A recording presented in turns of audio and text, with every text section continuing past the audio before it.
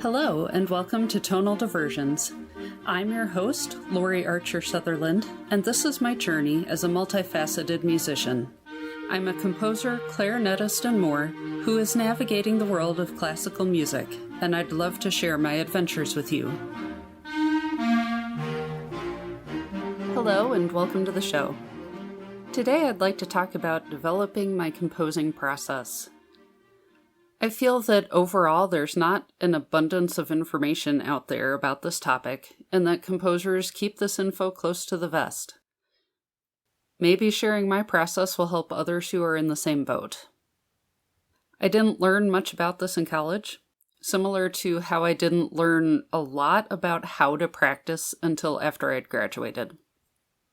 While my teachers certainly helped me with critiquing and revising what I'd composed, we really didn't talk about what to do when you sat down to write. What do you do when you sit down and face a blank page of manuscript paper or a blank screen? We just didn't talk about it all that much. And I didn't think to ask either. I managed to compose enough music for my senior recital, and that was about it. The requirements for the senior recital were 20 minutes of music, and in a way that was almost a struggle for me. And while I had some music that I wrote for assignments, it wasn't all that substantial. They were just little tidbits, nothing overly exciting. And so I left college with a very small body of work. And then I wrote next to nothing after graduation. I wrote a piece for a friend's wedding, and I dabbled around here and there, but it really wasn't much overall. Part of the reason is because I did go on to grad school for library science, and I was really busy with that. And along with that, I didn't have the tools to just sit down and write for a few minutes. I always felt like I needed a huge block of time to be able to get into the zone and actually start writing. And so with all this, I've had to re-examine what I thought was how composers write. We often hear about the special cases, Mozart the Prodigy, how Shostakovich composed Festive Overture in only 3 days, and etc. But that doesn't help the rest of us. It doesn't help the non-special cases, which most of us fall into. And it's really easy to feel like a failure when we inevitably can't hold a candle to these guys. And it does put a lot of pressure on us because we feel like we need to. And it's easy to let the self-doubt creep in that, well, if I can't write as well as Mozart, then I shouldn't even try. But on the flip side, it's good to remember that other composers took a long time to write their masterworks. In his own words, Brahms took 21 years to write his first symphony. And I also think about people like my late grandmother who didn't start oil painting until she was older than I am now. I have some of her paintings up in my house, and, I think she did a pretty darn good job for starting late. I've found some help by reading about how authors write, and there are definitely parallels between the composition process and the writing process, and so I'll talk about a couple books later on. I've also had to re-examine my beliefs about inspiration. Yes, inspiration can sometimes strike like lightning, but most of the time it doesn't. Inspiration requires work. I've come to learn that it's a relationship, and if I don't actively try to come up with ideas, I can't be surprised when ideas don't just come to me. 2 books that I've really enjoyed are Big Magic by Elizabeth Gilbert and The War of Art by Steven Pressfield. They're excellent reads for creative types. I highly recommend them, and I will add some links in the show notes. I liked Gilbert's ideas of inspiration and ideas and that relationship of your inspiration to you. It's an interesting way of looking at it. I think she might be onto something. And with Pressfield and his talk of resistance, that's one of the biggest takeaways of that book, is just getting over the resistance and the procrastination to actually sit down and do the work. So it's okay to rewrite. I had to write this on a sticky note and put it in my composing notebook because it's something that I continually have to remind myself. And it's also one of the more important lessons I've learned. There is a caveat to that in that don't rewrite so much that you never finish anything. You can take that too far and feel that you are never ever done with a work when you're probably just fine and can release it at some point. We tend to have a notion that someone just starts writing at measure 1 and they keep going until they're done. And that's not how it works. That's what I used to think. And now I've come to realize that that's not the way to go about it. There might be a few special cases where, yes, you manage to write something great all in one sitting from beginning to end. But I also think that that's not the vast majority of how writing gets done. And it's certainly not how it's working out for me. And once I understood that, that has helped me to actually sit down and write something.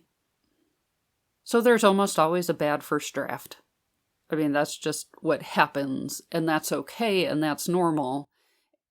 You can make a bad draft better, but you have to have something to start with. You can't just start writing and expect perfection as soon as your pen hits the paper.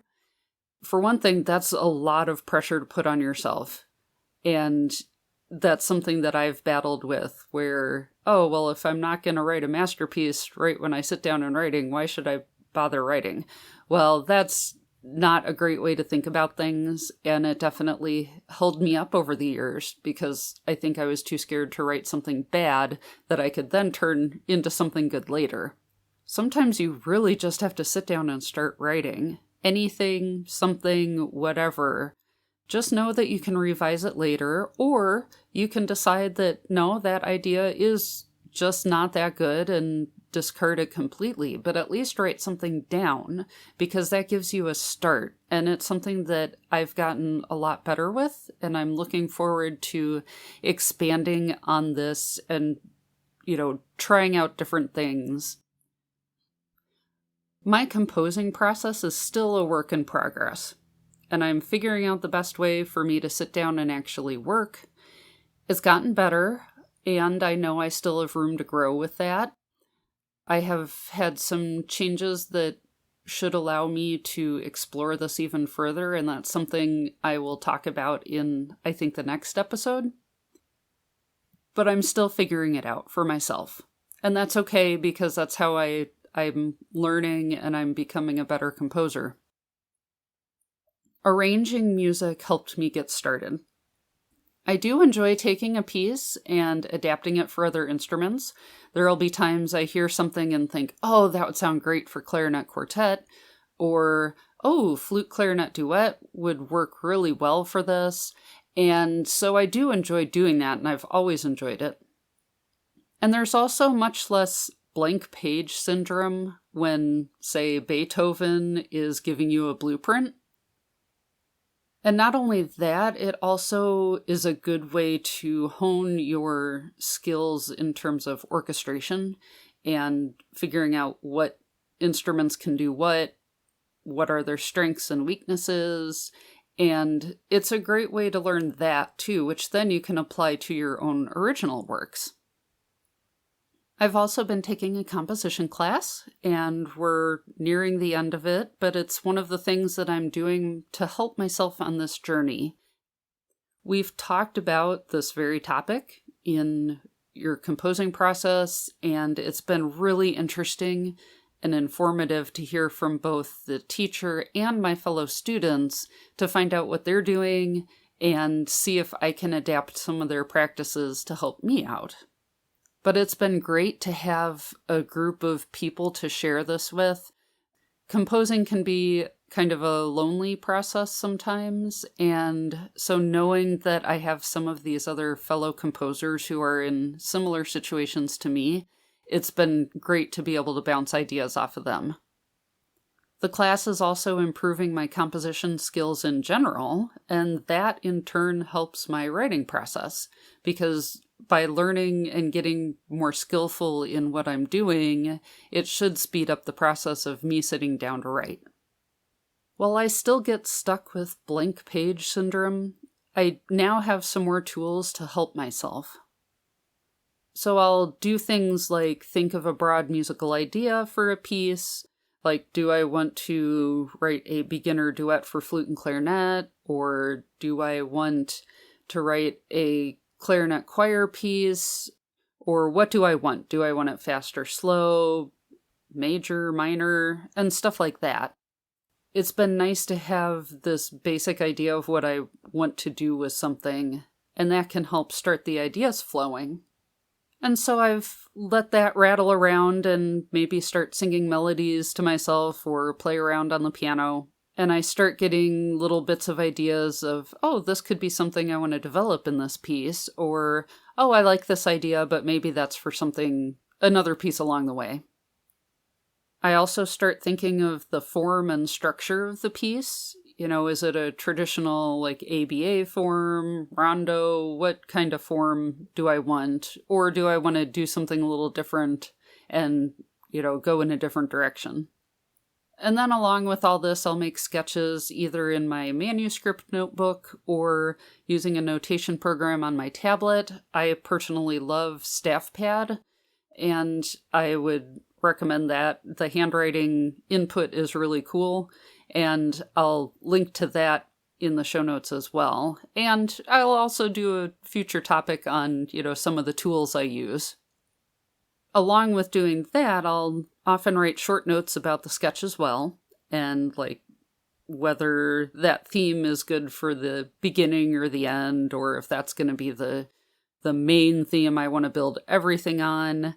Or, maybe the rhythm's good, but I don't like the pitches yet, so I will start making notes. I find it's also helpful to take breaks.